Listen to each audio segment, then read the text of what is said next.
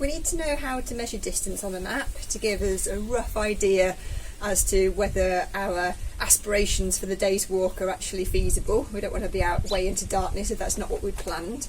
So how do we do that? Well, we can do it roughly by knowing that the length of one square equals a kilometre, so we can roughly go around our journey and see roughly how many kilometres and make some kind of estimate as to how much time those kilometres are going to take us. Or we could be a bit more accurate, and for that a compass is really handy. So this one here with a long base plate is really nice for measuring, because we've got just more distance to put up against things on the map. This one here, you can see the difference in size. It's just not quite as easy to measure with, but still possible. And these compasses, like this Silver Type 4 here, have different measuring scales, which are really useful for gaining more accurate knowledge as to how far it is we're travelling.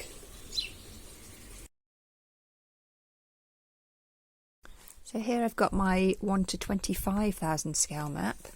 I'm going to be using the 1 to 25,000 scale across the top of my compass, and if I wanted to measure the distance across this section of path to work out how long it's going to take me, I'd put the 0 end on one corner, work my way across, and it's 800 metres across that section of path. So this is the same location but on a 1 to 50,000 map. This time I'm going to make sure I use the 1 to 50,000 scale on the compass, and once again measuring this section, the distance across that section of path, 0 on one end, work my way along 800 metres along that section of path. So you've measured your route, you know how long a distance you want to walk, but now we need to know whether that's feasible. So it'd be really handy to know what speed you walk at. Now that's a difficult question because it's going to vary, so this isn't ever going to be really precise, and you might find it easier to judge your speed if you're walking by yourself than when you're in a group, for example, but it's still going to serve as a good rough gauge, which is quite often all that we need. So when I'm walking by myself, tend to estimate that I walk 4 kilometres an hour. So a kilometre is going to take me roughly 15 minutes. So what would be handy for you lot to do when you're next out for a walk is plan a section of your local area that you know is a kilometre in distance, so you can have a look at a local map to work that out and see how long it takes you to walk that kilometre. These little timings cards are quite handy. This one's produced by Mountain Training. I'll zoom in on that in a sec so you can see it in more detail. And if people don't like maths, they're quite handy because it takes that kind of mental arithmetic need away from you. You can just look on the card. Here's a timing card that's made by Mountain Training, and you can make your own if you can't get hold of one of these, or there's various other little companies that are selling them online. And this is really handy if you don't like maths, because if we've worked out how many kilometres an hour we're walking at, we can have a look along the top here. Say if we're going 4k an hour for 500 metres, that's going to take us 7.5 minutes. And it rounds things up to the nearest half minute on this table, just to make things as easy and simple as possible, because that level of precision doesn't matter hugely.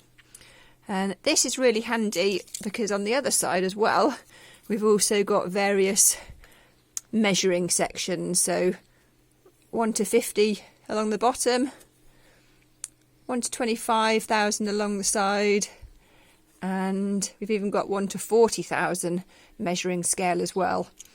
Maybe you find that a little bit less cluttered than using the compass, but I really like it for this timing scale here, and with this little hole we can add it to the string on our compass. We've always got it really handy. What about if we go uphill or downhill? Things are going to change. So quite often you'll hear people talking about Naismith's rule, and that says that every time you go up a contour line, so 10 metres in height gain, you're going to add on a minute. Now in reality, adding on a minute for every contour you cross, every 10 metres of height gain, sometimes is quite a lot of time. You might be on a really easy path still, for example, so it's worth playing around with this. Maybe when you've got your rough gauge as to how long it takes you to walk a kilometre on flattish terrain, you can vary that and see how long it takes you extra if you're walking in hilly terrain, for example. I'd say on average end up adding about 30 seconds per contour that I cross.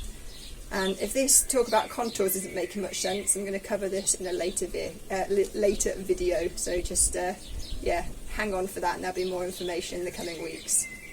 So hopefully you found this short video useful.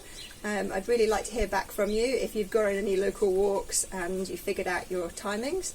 And in the next little video I'll be looking at pacing, so that will give us a more precise idea of the distance we're covering.